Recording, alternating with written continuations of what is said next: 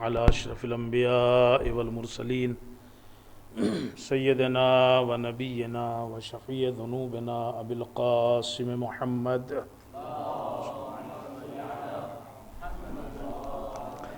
وعلى آله الطيبين الطاهرين المعصومين المظلومين المنتخبين المنتجبين ولعنة الله على أعدائهم أجمعين. أما بعد، فقد قال الإمام العلي عليه الصلاة والسلام: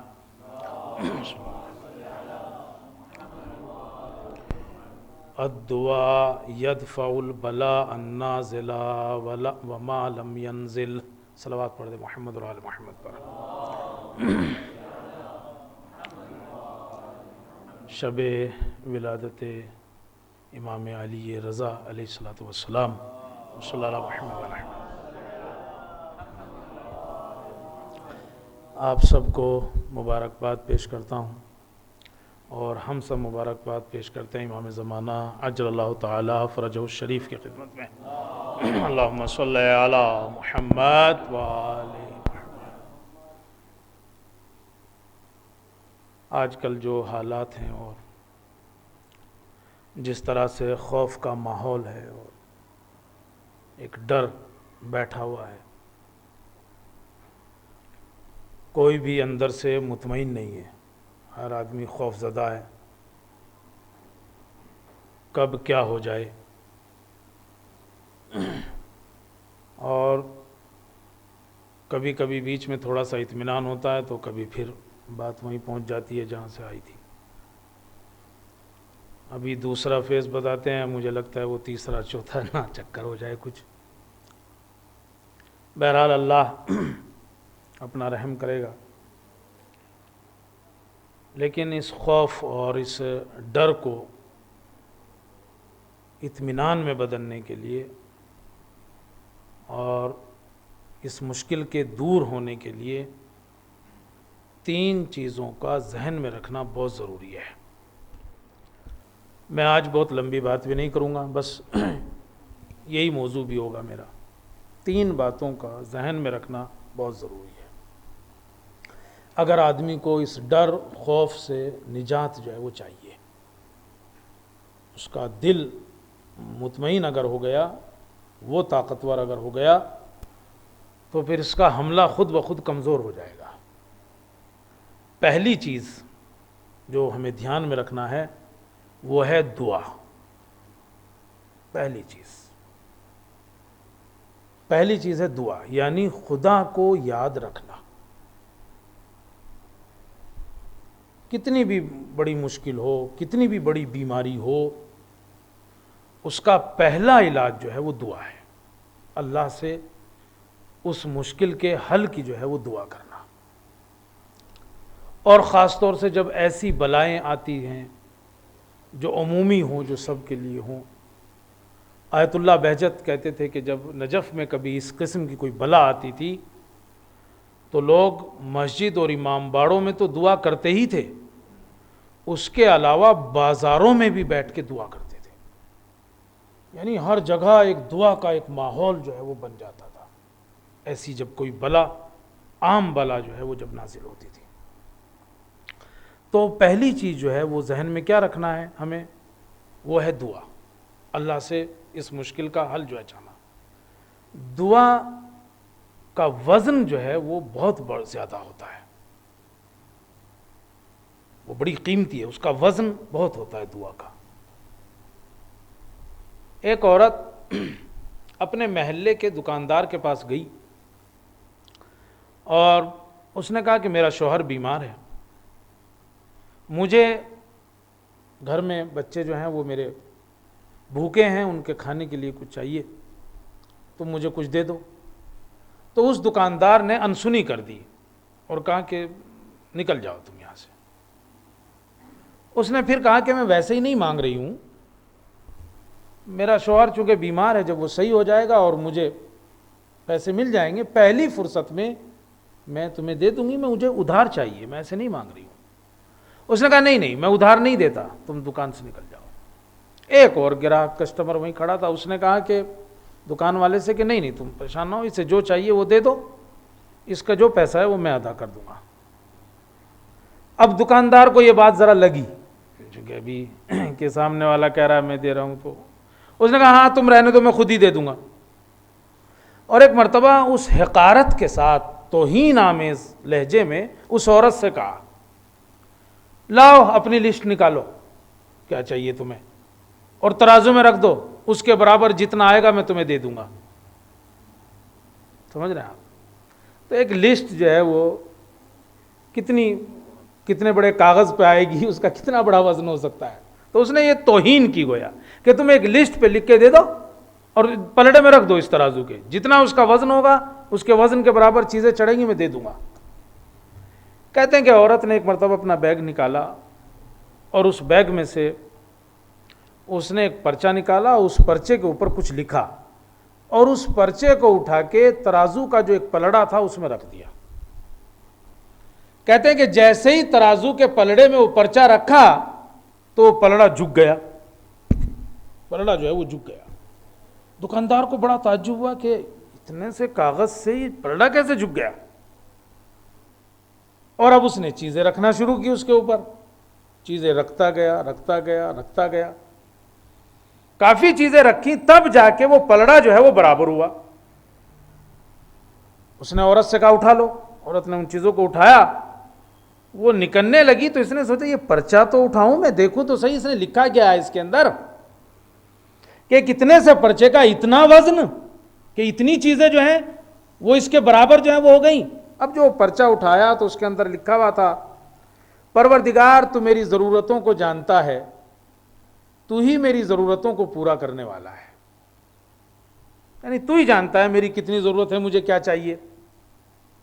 اب کہتے ہیں کہ اس نے جب یہ پرچہ پڑھا تو اس کو بڑا تعجب ہوا، تو وہ جو دوسرا گراہک کھڑا تھا اس نے پلٹ کے کہا اللہ کے علاوہ کوئی نہیں جانتا کہ خالص اور پاک دعا میں کتنا وزن ہوتا ہے، خالص اور پاک دعا میں کتنا وزن ہوتا ہے، یہ اللہ کے علاوہ کوئی نہیں جانتا۔ تو یہ جو حالات چل رہے ہیں ان میں ایک اہم ترین چیز اس مشکلات سے نکلنے کے لیے، اس اہم ترین بیماری سے چھٹکارا پانے کے لیے پہلی چیز جو ہمیں رکھنا ہے وہ دعا ہے، اللہ سے رابطہ بڑھانا ہے، گھٹانا نہیں ہے، بڑھانا ہے، اللہ سے رابطہ بڑھانا ہے۔ اس لیے کہ دعا کا جو وزن ہے، اس کی جو قیمت ہے، وہ صرف اللہ جانتا ہے۔ وہ چیز کہ جو ناممکن ہے، دعاؤں سے وہ چیزیں ممکن ہوتی ہیں، اور اس دعا کا وزن اور بڑھ جاتا ہے جب آدمی ایک دوسرے کے لیے دعا کرتا ہے۔ تو ایک دوسری چیز کیا چاہیے ہمیں اس میں، کہ اس میں دعا بھی کرے اور اپنے لیے بھی کرے، دوسروں کے لیے بھی کرے، خاص طور سے دوسروں کے لیے دعا جب کرتا ہے تو اس کا وزن اور بڑھ جاتا ہے اس کا۔ اور یہ تو ہمارے ائمہ کی سیرت بھی رہی ہے، شہزادی کی سیرت رہی ہے۔ وہ کتنا مشہور واقعہ ہے کہ وہ امام حسن نے پوری رات شہزادی کو دیکھا دعا کر رہی مگر دوسروں کے لیے، اپنے لیے جو ہے وہ کوئی دعا جو ہے وہ نہیں کرتی، کوئی نہیں۔ تو اگر اس دعا کا وزن اور بڑھانا ہے تو اپنے سے ہٹ کے دوسروں کو بھی دعاؤں میں یاد رکھے۔ کہتے ہیں کہ ایک کشتی جو ہے وہ غرق ہوئی، اس میں 2 آدمی بچے کہ جو تیرنا جانتے تھے، وہ دونوں دوست تھے، اور وہ تیرتے ہوئے ایک ایسی جگہ پہنچے، ایک ایسے جزیرے میں جو خشک تھا، جہاں کچھ بھی نہیں تھا۔ اب انہوں نے کہا یار ایک جگہ سے تو بچے ہیں مگر یہ تو دوسری جگہ بھی ایسی ہے، یہاں تو کچھ نہیں ہے، کوئی ایسی چیز نہیں ہے کہ جو کھانے پینے کی ہو، جس سے امید ہو زندگی کی، جس سے کوئی نجات جو ہے مل سکے۔ تو بات ذہن میں آئی کہ دعا کے علاوہ کوئی اور چیز ہمیں نہیں بچا سکتی، خدا کے علاوہ ہمیں یہاں کوئی اور نہیں بچا سکتا، نہ کھانے پینے کے لیے ہے، نہ کوئی ہمدم ہے، نہ کوئی ساتھی ہے۔ اس خشک جزیرے میں کیسے زندگی گزاریں گے؟ کہا تو ٹھیک ہے دونوں دعا کرتے ہیں۔ کہا ایسا کرتے ہیں پہلے اس جزیرے کو آدھا آدھا بانٹ لیتے ہیں، آدھا تیرا آدھا میرا، تو اپنے حصے میں بیٹھ کے دعا کر، میں اپنے حصے میں بیٹھ کے دعا کروں گا، تاکہ پتہ یہ انسان کبھی نہیں ماننے والا، ایسی جگہ بھی جو ہے وہ ایسی باتیں کرے، تو آدھا تیرا آدھا میرا، دیکھتے ہیں کس کی دعا پوری ہوتی ہے۔ کہتے ہیں کہ ایک نے ایک حصہ لے لیا، ایک نے ایک حصہ لے لیا، تو ایک نے زور زور سے دعا کرنا شروع کی، پروردگار مجھے رزق دے۔ کہتے ہیں کہ اچانک اس نے صبح دیکھا کہ اس کے بغل میں ایک درخت کھڑا ہے جو پھلوں سے لدا ہوا ہے. اب اسے اس سے زیادہ خوشی کہ بھائی میری دعا پوری ہوئی اس بات سے ہو رہی تھی کہ اس طرف تو کچھ بھی نہیں ہے یار دوسرے کے یہاں. انسانی مزاج ہوتا ہے نا, یعنی اس کے درخت اس کے سامنے تو ایک درخت تھا جس کے اوپر پھل لگے ہوئے تھے, اور ادھر سے دیکھا کچھ بھی نہیں. اپنا اس نے کہا تھوڑا بہت شاید دیا ہو. اب اس نے دیکھا یار میری دعا تو پوری ہو رہی ہے. اب اس نے پھر اب ہرس بڑھی, اچھا مجھے لباس چاہیے اور مجھے صاحب فلاں چاہیے. اللہ نے اچانک وہ چیزیں اس کے لیے مہیا ہوتی رہیں. اکیلا ہوں, بیوی چاہیے, اسے پتہ نہیں تو خود سے مصیبت مانگ رہا ہے. خیر مگر اس نے صاحب دعا کی, ایک اور کشتی غرق ہوئی, اس میں سے صرف ایک عورت بچی, وہ بھی اس کے حصے میں آئی. میں نے کہا یار واہ, کھانے کا بھی انتظام, پہننے کا بھی انتظام, بیوی کا بھی انتظام, مگر کتنے دن رہتا؟ کہتا پروردگار ایک کشتی چاہیے, میں واپس جانا چاہتا ہوں. صبح کو دیکھا کشتی بھی آ لگی. اب یہ اپنی بیوی کو لے کے اور کشتی میں آ کے بیٹھا تو ایک آواز آئی, اپنے ساتھی کو کیوں نہیں بلاتا؟ اس نے کہا نہیں وہ اس لائق نہیں ہے, اس کی تو دعا ہی پوری نہیں ہوئی. یہ سب تو میری دعاؤں کا نتیجہ ہے. اگر وہ اس لائق ہوتا ہے تو اللہ اس کی دعا کو پورا کرتا. دوبارہ آواز آئی, مگر جو تمہیں ملا ہے وہ تو خود اس کی وجہ سے ملا ہے. کہنے لگا ایسا کیا ہوا اور اس نے ایسا کیا کیا کہ میرے پاس جو کچھ ہے وہ اس کی وجہ سے ہے؟ کہ تم مختلف دعا کر رہے تھے, وہ صرف ایک دعا کر رہا تھا کہ پروردگار جو یہ مانگ رہا ہے اس کی دعا کو پورا کر دے. ہم نے تمہاری دعا نہیں اس کی دعا پوری کی ہے. تو جانتے ہیں کیا, دعا بڑی قیمتی ہے, بڑی وزنی ہے. اللہ کے علاوہ اس کا وزن کوئی نہیں جانتا. اس کا وزن اور بڑھ جاتا ہے جب یہ دوسروں کے لیے کی جائے. ہم کبھی کبھی مایوس ہونے لگتے ہیں, اتنے دنوں سے زیارت عاشورہ پڑھ رہے ہیں, اتنے دنوں سے وہ مولانا وہ دعاؤں کا پرچہ تھا نا وہ آپ نے نکالا تھا, روز پڑھتے ہیں, کچھ تو ہوتا نہیں, کچھ تو نکلتا نہیں. یہ شیطانی وسوسہ ہے. اللہ کی ہمارے اوپر تو نظر ہی نہیں ہے, اللہ ہم پہ تو نظر کرم کرتا ہی نہیں ہے.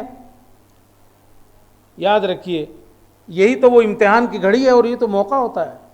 لیکن یہ مایوس ہونے کی بات نہیں ہے کہ دعا پوری نہیں ہو رہی ہے. کیا میں نے جو حدیث پڑھی وہ یہی کہتی ہے, دعا یدفع البلاء النازلہ, دعا جو ہے اس بلا کو بھی جو نازل ہو چکی ہے دور کرتی ہے, اور اس بلا کو بھی دور کرتی ہے جو نازل نہیں ہوئی ہے, جو ابھی تک نہیں آئی ہے.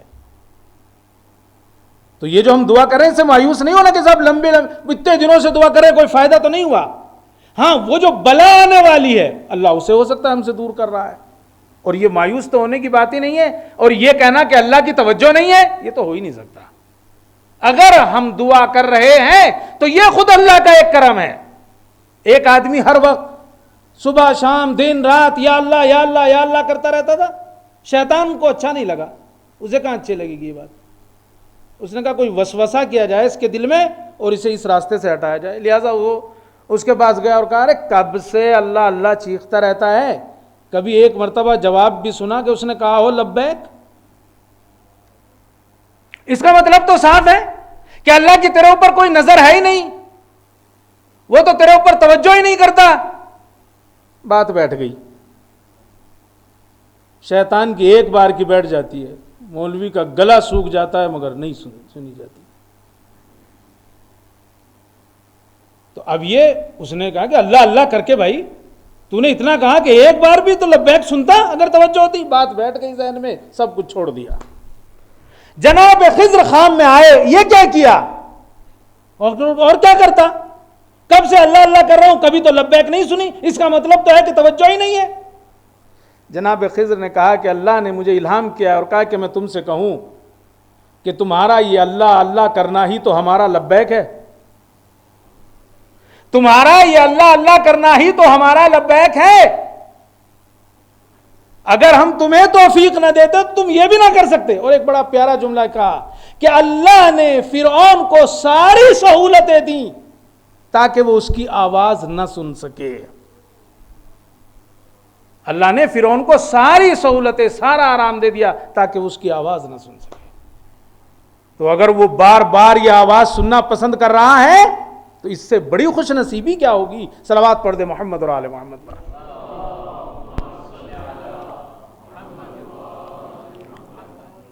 تو ایسے حالات میں پہلی چیز جس کا دامن نہیں چھوٹنا چاہیے وہ کیا ہے؟ دعا.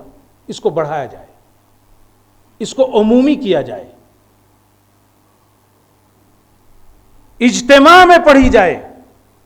اس سے اس دعا کا وزن بڑھ جاتا ہے، مشکلات بھی حل ہوتی ہیں، انسان کے دل کو اطمینان بھی ملتا ہے.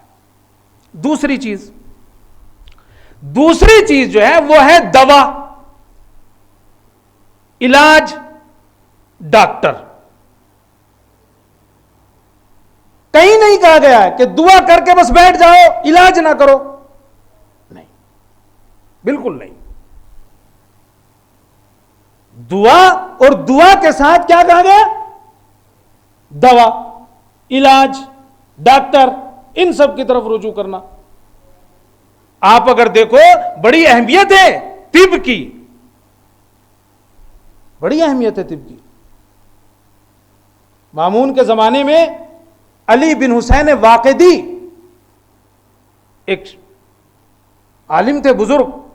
ان سے ایک عیسائی طبیب نے کہا تھا کہ تمہارے قرآن میں سب کچھ میں نے دیکھا ہے لیکن طب کے بارے میں کچھ نہیں دیکھا، ڈاکٹری کے بارے میں کچھ نہیں دیکھا. تو اس نے پلٹ کے کہا تھا اللہ نے تو آدھی آیت میں پورا طب بیان کر دیا ہے، آدھی آیت میں. اس نے کہا وہ کیا ہے؟ آپ نے کہا کہ اللہ فرماتا ہے کلو واشربو ولا تسرفو، کھاؤ پیو، اسراف نہ کرو، زیادتی نہ کرو کھانے اور پینے میں. اس نے کہا کہ اور پھر اس نے کہا کہ رسول اکرم نے بھی ارشاد فرمایا کہ انسان کا معدہ تمام بیماریوں کی جگہ ہے اور انسان کا رک جانا کھانے پینے سے یہ تمام دواؤں کا سردار ہے.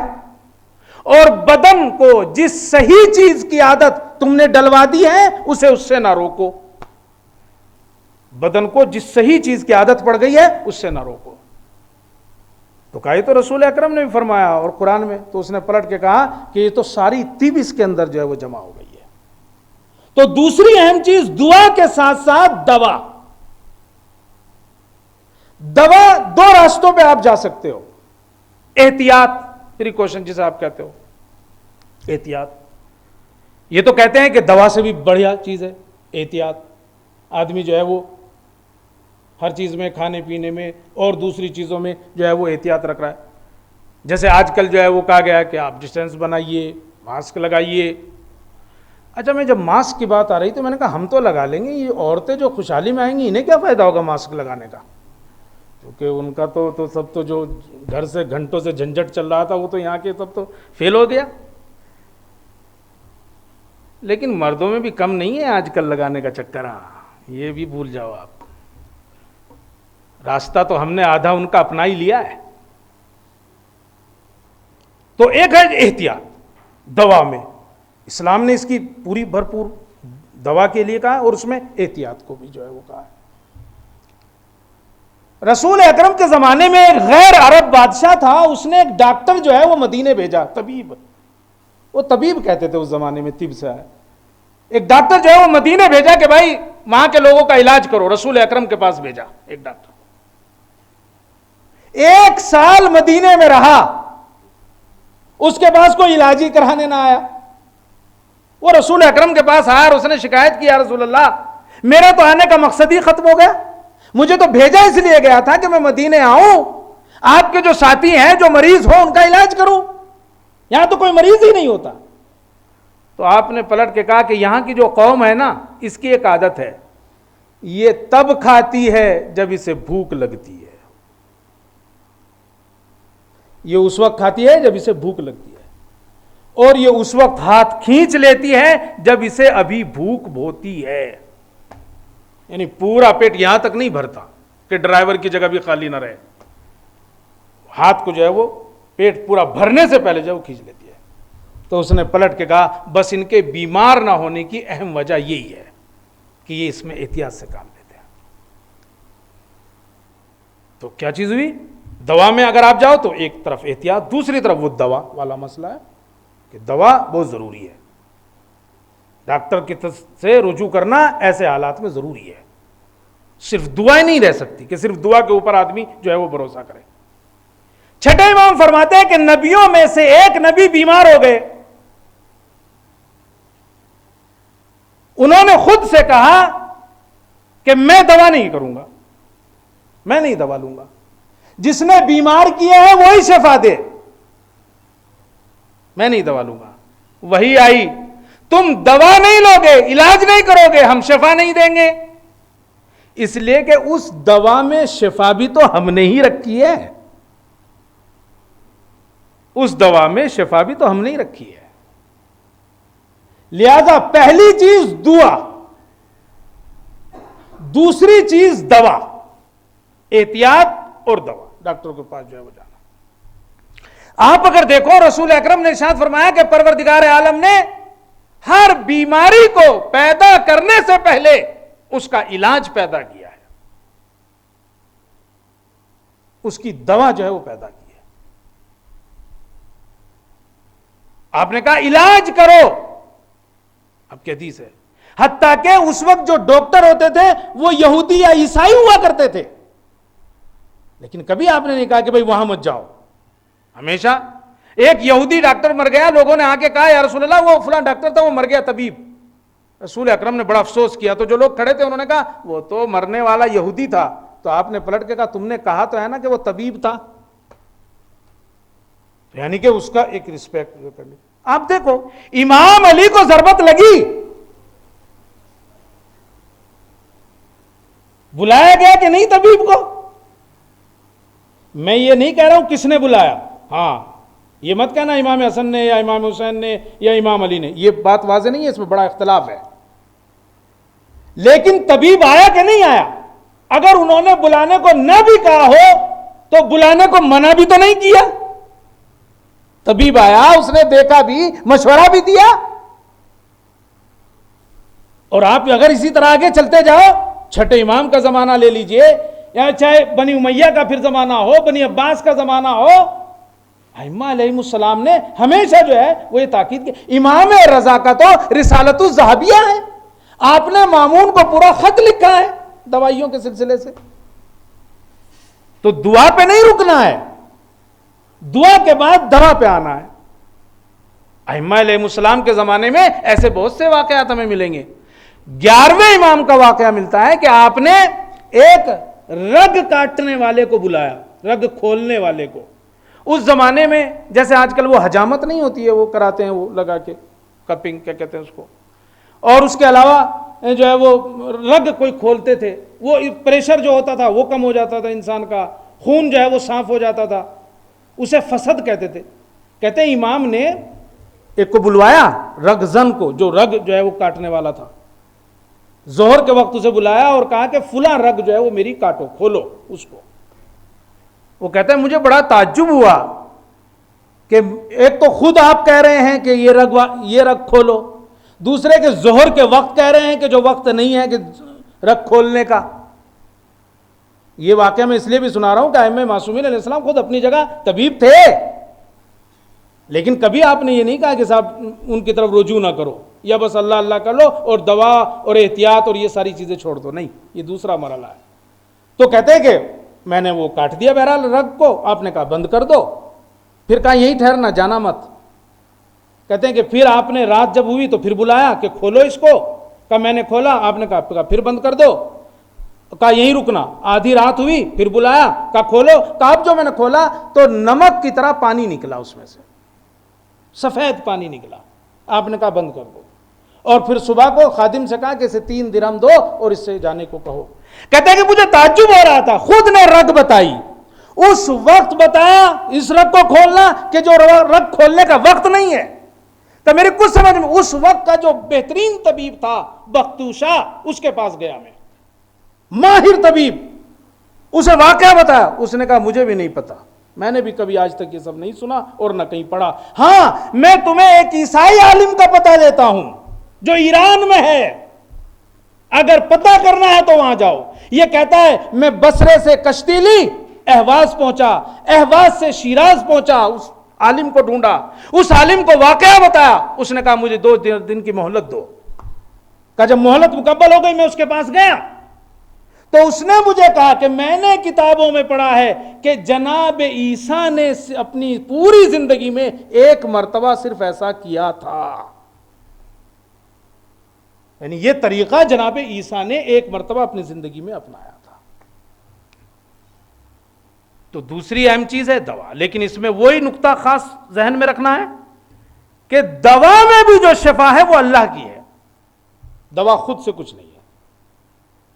چھٹے امام فرماتے ہیں کہ جناب موسیٰ نے کہا پروردگار مرض کون دیتا ہے؟ کہا میں. کہا شفا کون دیتا ہے؟ کہا میں. کہا تو پھر ڈاکٹر کس کام کے؟ اچھا کلیم اللہ تھے. مرض تو دیتا ہے، شفا تو دیتا ہے، طبیب کس کام کے؟ آواز آئی تاکہ لوگوں کے دل مطمئن ہو جائیں. طبیب بس اتنا کام کرتا ہے، یہ صرف واسطہ ہے. حقیقی شفا دینے والا اللہ ہی ہے. جالینوس ان 8 اطباء میں سے ہے، ان 8 ڈاکٹروں میں سے ہے کہ جنہوں نے تقریباً طب کی جو ہے وہ بنیاد رکھی ہے، ڈاکٹری کی بنیاد رکھی ہے. سینکڑوں کتابیں لکھی ہیں ان لوگوں نے اس فن میں. یہ ماہر تھا، اپنے ایک خاص اسپیشلسٹ تھا. اگر کسی کو 10 لگ جائیں، لوز موشن ہو جائے تو مثلا اس کے پاس دوا ہوتی تھی، وہ اس کو فوراً ختم کر دیتا. اور کہتے ہیں کہ جب خود مرا تو اسی مرض میں مرا. لوگوں نے تعجب کیا کہ بھائی تو لوگوں کا علاج کرتا ہے اسی مرض کا، اسپیشلسٹ ہے تو. تانے دینے لگے، اپنا علاج نہیں کر پا رہا. اس نے لوگوں کو اکٹھا کیا، پانی بھر کے ایک طبق لے کے آؤ. طبق لے کے آئے پانی بھر کے. اس نے اس میں کوئی دوا ڈالی، دوا ڈالتے ہی پانی برف بن گیا. اس نے کہا میں یہ دوا کئی دن سے لے رہا ہوں مگر میرے دست لوز موشن جو ہے وہ نہیں رک رہے ہیں.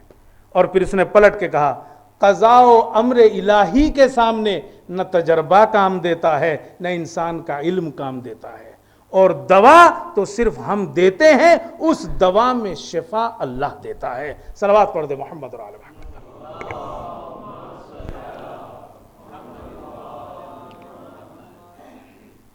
آ جاؤں آخر کی طرف. تو پہلی چیز دعا، اس میں اضافہ ہونا چاہیے، کمی نہیں.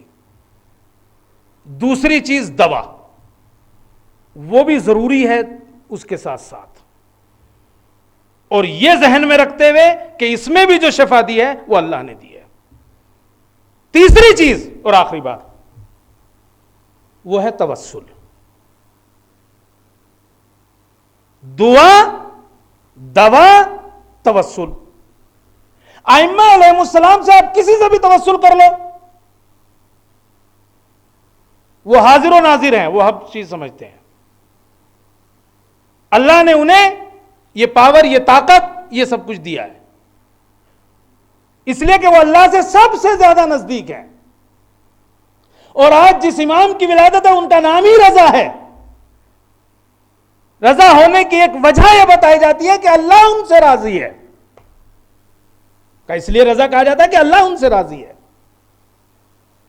تو اگر ایسے موقع پہ اور ولادت کے شم میں تو ایک توسل تو ہے، لیکن خاص طور سے توسل امام رضا سے توسل ہو جائے تو ایسے موقع پہ مشکلات بھی دور ہوں گی، دل کو اطمینان بھی ملے گا، خوف و ہراس سے دوری بھی ہوگی. امام سے آدمی توسل کرے، کیسی بیماریاں جو ہیں وہ دور ہوئی ہیں. اب یہ تو ایک پورا ایک دریا ہے، اس طرف اگر نکلوں میں پورا ایک دریا ہے. محمد حسین نامی ایک عالم کہتے ہیں کہ میں زیارت کے لیے مشہد گیا اور وہاں میری انگلی کے اوپر کچھ دانا سا نکلا. کچھ دنوں بعد اتنی تکلیف ہوئی کہ مجھ سے برداشت نہ ہوا، میرے ساتھی ڈاکٹر کے پاس لے گئے. تو ڈاکٹر نے کہا کہ یہ انگلی کٹے گی. اب انگلی کٹنے کی بات آئی تو اس نے کہا یار میں نہیں انگلی کٹوانے کا، چھوڑ پہ میں تو جا رہا ہوں واپس. اس نے کہا دیکھ لو کل آؤ گے تو شاید گٹے سے ہاتھ کاٹنا پڑ جائے. یعنی انفیکشن اتنا بڑھ گیا ہے کہ آپ اب تو انگلی پہ بات رہ جائے گی، کل اگر آؤ گے تو شاید گٹے سے ہاتھ. انہوں نے کہا نہیں مجھے نہیں کٹوانی انگلی. آ گئے گھر مگر پریشان بہت ہوئے، رات بھر نیند نہ آئی، اونا دھونا. طے کیا صبح کو بھائی انگلی کٹوا دیتا ہوں. صبح کو گئے ڈاکٹر کے پاس ساتھی لے کے, اس نے کہا نہیں اب انگلی نہیں, گٹے سے ہاتھ کٹے گا. کہنے لگے نہیں یار مجھے ہاتھ نہیں کٹوانا اپنا. پھر واپس ہونے لگے. حکیم نے پھر پلٹ کے کہا دیکھ لو آج یہاں سے کٹے گا, کل آؤ گے تو یہاں سے کٹے گا کوہنی سے. کہا نہیں مجھے نہیں کٹوانا. رات بھر پھر بے چین رہے, طے کیا کہ چلو ہاتھ کٹوا دیتا ہوں کوہنی سے. وہاں پہنچے, اس نے کہا نہیں یہ تو پورا ہاتھ کٹے گا یہاں سے, اور اگر آج کٹواتے ہو ٹھیک ہے ورنہ یہ کل کو پورے بدن میں پھیل جائے گا, دل تک پہنچائے گا اور تمہارا اللہ اللہ بھی جا بھی سکتے ہو. تو یار ہاتھ کٹے گا کیسا لگے گا, مجھے نہیں کٹوانا. واپس آ گئے. رات میں اتنی تکلیف بڑھی کہ بس طے کیا کہ اچھا ٹھیک ہے بھائی ہاتھ ہی کٹوا دیتا ہوں. سامنے سے گزر رہے تھے حرم کے, ایک مرتبہ ساتھیوں سے کہا بس مجھے حرم جانے دو. امام کے روزے پہ گئے اور کہا کہ آقا آپ کا ظاہر آیا ہے اور وہ اس حالت میں, آپ اس کے اوپر اپنا کرم نہیں کرو گے؟ کہتے ہیں کہ دعا کر رہے تھے کہ بے ہوش ہو گئے. امام رضا جو ہے وہ تشریف لائے. ایک صلوات پڑھے محمد. آپ نے انگلی سے لے کر کندھے تک ہاتھ پھیرا, شفا مل گئی. اب جو ہوش میں آئے تو بالکل درد نہیں تھا مگر کسی سے نہیں بتایا. ڈاکٹر کے پاس پہنچے. ڈاکٹر عیسائی تھا, مسیح تھا. اس نے ہاتھ واتھ دیکھا, کہیں سے وہ دانا بھی نہیں دکھائی دے رہا تھا. تو اس نے پلٹ کے کہا لگتا ہے تمہاری ملاقات عیسیٰ مسیح سے ہوئی ہے. چونکہ ایسا کام تو وہی کر سکتے ہیں. کہ تمہاری ملاقات مسیح سے ہوئی ہے. انہوں نے پلٹ کے کہا میری ملاقات جس سے ہوئی ہے وہ عیسیٰ مسیح سے بھی بڑا ہے. میری ملاقات امام رضا سے ہوئی ہے, انہوں نے مجھے شفا دی ہے. صلوات پڑھ دے محمد اور آل محمد.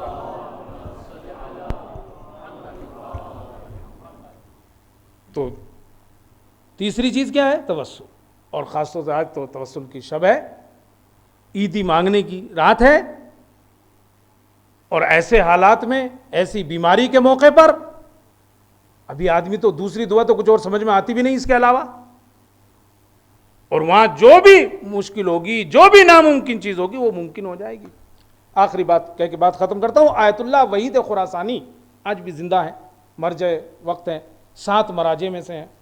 انہوں نے کہا مشہد میں جس مدرسے میں پڑھتا تھا 20 سال کا میں نے وہاں پڑھا, وہاں کے جو پرنسپل تھے حبیب اللہ, بزرگ عالم دین, کہتے ہیں کہ انہوں نے مجھے بتایا کہ میں ایک بار تہران میں تھا اور وہاں مریض ہو گیا, بیمار ہو گیا. مجھے ہاسپٹل میں لے گئے لوگ.